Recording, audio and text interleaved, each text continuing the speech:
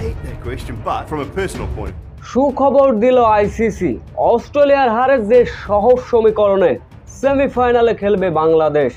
চলুন এক নজরে দেখে নেওয়া যাক সেই সমীকরণ। এবারের বিশ্বকাপে অস্ট্রেলিয়াকে হারিয়ে অঘটনের জন্ম দিল আফগানিস্তান। গড়ল তারা এক নয়া এক ইতিহাস।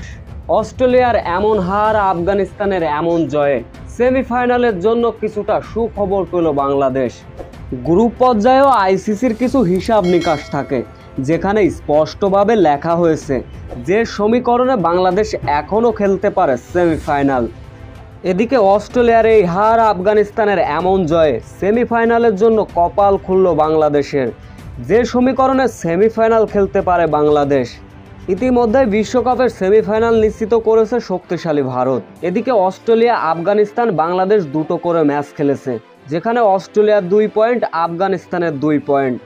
তাই অস্ট্রেলিয়া যদি তাদের শেষ ম্যাচ ভারতের কাছে হারে আর আফগানিস্তানের বিপক্ষে যদি বাংলাদেশ বড় ব্যবধানে জয়লাভ করে, সেক্ষেত্রে হবে কি অস্ট্রেলিয়ারও 2 পয়েন্ট, আফগানিস্তানেরও 2 পয়েন্ট, বাংলাদেশেরও 2 পয়েন্ট। সেক্ষেত্রে হয়তো রান রেটের হিসাব নিকাশে বাংলাদেশ সেমিফাইনালের দৌড়ে এগিয়ে থাকবে, খেলবে সেমিফাইনাল।